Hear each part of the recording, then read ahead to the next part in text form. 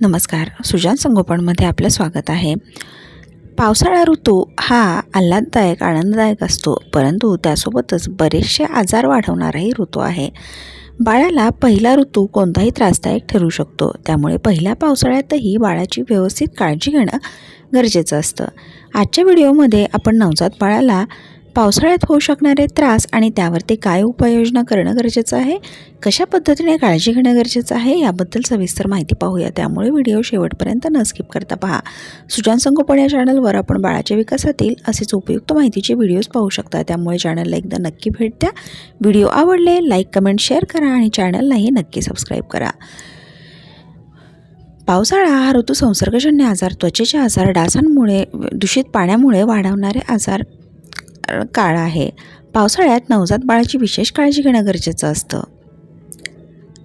नवजात बाळाला पावसाळ्यामध्ये जास्त दिसून येणारा त्रास म्हणजे स्किन इन्फेक्शन. लहान बाळाला कपडे व्यवस्थित कोरडे केलेले आणि धुपण केलेले वापरा. धूप देऊन कपडे घातल्यास जंतुसंसर्ग नाहीसा होतो.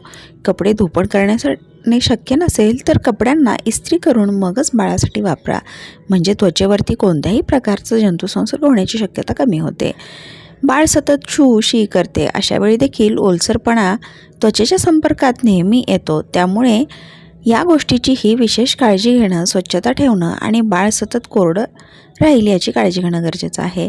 बाळाची त्वचा ओलसर राहू नये यासाठी बाळाचे कपडे वेळोवेळी बदलणं आणि दिवसातून 2 वेळा स्वच्छ कोमट पाण्याने बाळाचं पूर्ण शरीर पुसून घेऊन मग कोरडं केलेलं धुपण किंवा इस्त्री केलेले कपडे वापरणे योग्य.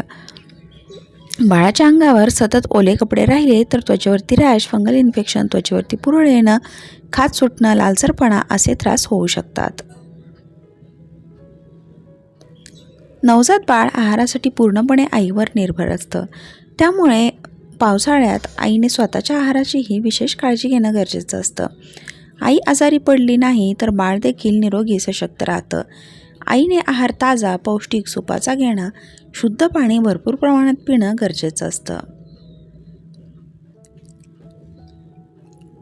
पावसाळ्यात ओलसर वातावरणामध्ये बाळाचे कपडे, खेळणी, अंथरूण किंवा घरामध्ये देखील बुरशीजन्य किटाणूंची वाढ लवकर होऊ शकते. त्यामुळे वस्तूंची व्यवस्थित स्वच्छता करणं, वेळोवेळी बाळाची खेळणी, कपडे स्वच्छ धुवून व्यवस्थित उन्हामध्ये वाळवणं गरजेचं असतं. जर उन्हामध्ये कपडे वाळू शकत नसाल तर कपडे सुकल्यानंतर इस्त्री करून मगच वापरणं सोयीस्कर ठरतं, म्हणजे कोणत्याही प्रकारचा ओलसरपणा राहिल्यामुळे बुरशीजन्य आजारांची, किटाणूंची वाढ होत नाही.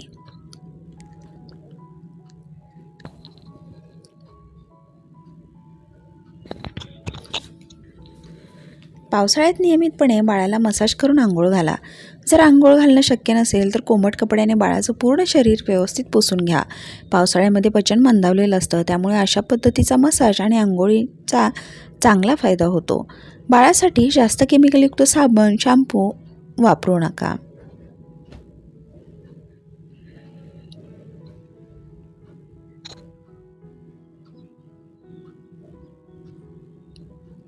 अशा केमिकलयुक्त साबण, शॅम्पू, मॉइश्चरायझरमुळे त्वचा जास्त कोरडी होऊ शकते. बाळाला आंघोळीच्या वेळी आणि आंघोळीच्या नंतर थंड हवेच्या संपर्कात येऊ देऊ नका. आंघोळीनंतर बाळाच्या पूर्ण शरीराला मॉइश्चरायझर लावून पूर्ण कपडे घालून बाळाला झोपवा, म्हणजे शरीरामध्ये गरमी निर्माण होईल. पावसाळ्यातही लहान मुलांना सर्दी, खोकला होण्याची शक्यता कमी होईल. पावसाळ्याच्या थंड वातावरणामध्ये बाळाला सर्दी, कफ, खोकला होऊ नये यासाठी आंघोळीनंतर बाळाच्या टाळूला, छातीला, तळपायाला वेखंडाची पावडर लावल्याने असे त्रास होण्यापासून प्रतिबंध होऊ शकतो. बाळाला कोवळ्या उन्हात नियमितपणे शेकवा. घरातील वातावरण गरम राहील, बाळाच्या अंगावर हवेचा थंड झोत येणार नाही याची काळजी घ्या. पावसाळ्यामध्ये डास, माशा यामुळे आजार वाढण्याची शक्यता असते, त्यामुळे बाळाला याचा त्रास होणार नाही याची विशेष काळजी घ्या. पावसाळ्यात लहान मुलांना होऊ शकणारे आजार आणि त्यासाठी काय काळजी घ्यायला हवी. लहान मुलांची कशा पद्धतीने काळजी घेता येईल याबद्दलचे हे सविस्तर व्हिडिओ आपण चॅनलवर अपलोड केलेले आहेत. 1.5 महिन्यानंतर सशक्त निरोगी बाळाला बालगुटी चालू करू शकता. बालगुटी देताना बालगुटीमधील वनौषधीवरती बुरशी वाढणार नाही याची काळजी घेणं गरजेचं असतं. अन्यथा बाळाला पचनासंबंधी त्रास होऊ शकतात. नियमितपणे बाळाला बालगुटी दिल्याने बाळाची रोगप्रतिकारशक्ती वाढण्यासाठी आणि ऋतूबदलासोबत होणारे संसर्गजन्य आजारांपासून बाळाचं संरक्षण होण्यासाठी मदत होते.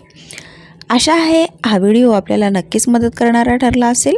सुजान संगोपन या चॅनलवर आपण बाळाच्या विकासातील असेच उपयुक्त माहितीचे व्हिडिओज पाहू शकता. त्यामुळे चॅनलला एकदा नक्की भेट द्या. हे व्हिडिओ जर तुम्हाला आवडले तर व्हिडिओला लाईक करा, कमेंट करा, शेअर करा आणि चॅनललाही नक्की सबस्क्राईब करा. परत भेटूया अशाच नवीन आणि उपयुक्त माहितीसह. आजचा व्हिडिओ पाहिल्याबद्दल थँक्यू.